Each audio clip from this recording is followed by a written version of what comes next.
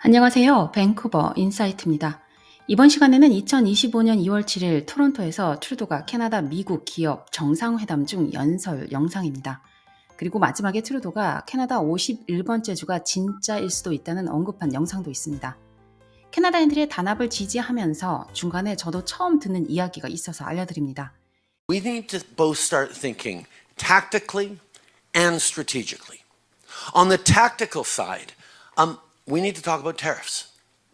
The 30 days extension been given on the border or fentanyl tariffs is something we need to use. We need to be very deliberate about how we continue to engage closely with the United States to make the case and demonstrate that Canada is responsible for a tiny part of the North American fentanyl problem, but that we are also bitterly touched by this tragedy. We also want to be part of solving for this. And over the next 30 days, we will demonstrate that even the tiny amount that is Canada's responsibility into the United States is going to reduce even further by working together, not just across our border, but internationally as well, to make sure that there is no reason to move forward with those tariffs 30 days from now. And that is a priority. But also tactically, if those tariffs do end up coming in, or if the investigation into commerce tariffs that are scheduled for April move forward, we need to be ready to respond robustly as we are. We also have to be ready to support Canadians through the responses we're giving and through a difficult time of tariffs. That's something we have to talk about. But we have to keep in mind that our goal will always be to get those tariffs lifted as quickly as possible. That's the approach we have to have tactically around tariffs, that is focused on demonstrating the depth of the relationship, demonstrating that we can solve the challenges they're facing, but also make sure we're protecting Canadians and moving forward. The strategic reflection we have to have right now is that we are in a moment that we have to meet for Canadians to see not just how we get through this particular challenge over the next 30 days or few months, but how we get through and thrive and grow stronger over the next 4 years and into what may be a more challenging long-term political situation with the United States. How do we make sure we are resilient as an economy? And for me, there's 3 areas we need to think about: Canada, the United States, and international. First of all, on Canada, it's about time we had genuine free trade within Canada.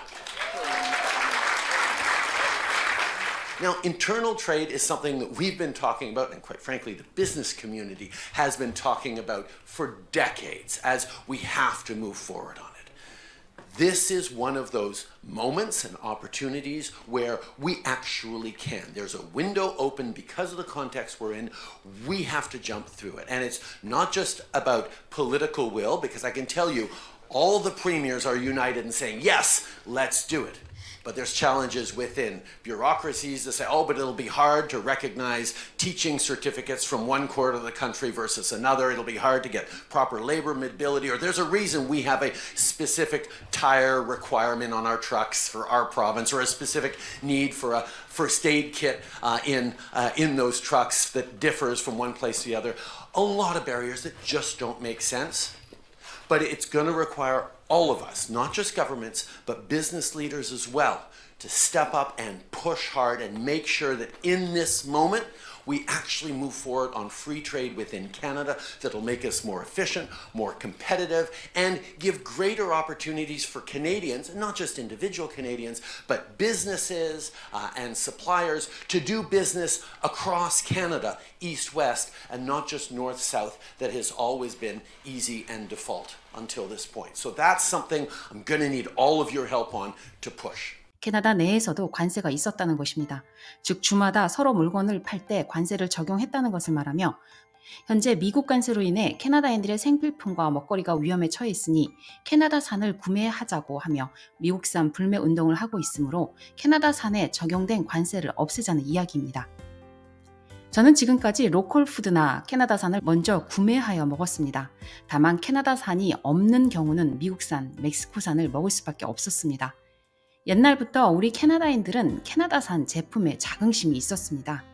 이번에 미국 관세로 인해 캐나다산 구매를 장려하고 캐나다인들이 뭉쳐야 한다고 이야기를 하고 있지만 캐나다 내에서 관세가 있었다면 이것을 이미 몇 년 전에 해결했어야 합니다. 캐나다인들의 미국산 구매는 가격이 저렴하기 때문이었습니다. 저렴한 미국산 불매 운동을 한들 캐나다산이 저렴하지 않는 이상 과연 우리가 구매를 할까요? 생활비가 오른 이유가 물가 상승 때문인 것을 이해했다면 캐나다인들이 생활비에 더 풍족하게 사용할 수 있도록 세금을 줄여주는 것이 먼저가 아닌지 생각해 봅니다. 그리고 지금 캐나다에서 기업들이 비용을 줄이기 위해 인건비를 먼저 줄이고 투자를 줄이고 있습니다. 투자를 줄인다는 것은 일자리 창출이 줄어든다는 것입니다. 더 이상 말하면 입이 아플 지경으로 모두들 알고 있습니다. 다음 두 번째 영상은 트루도가 정상회담이 끝나고 나서 사석에서 마이크가 꺼진 줄 알고 말한 내용입니다. 트럼프 대통령의 전 수석 보좌관인 스티비 배넌이 캐나다 국민이 캐나다 합병에 대한 트럼프 대통령의 발언을 매우 심각하게 받아들여야 한다고 말했다고 보도한 데 이어서 나온 발언입니다.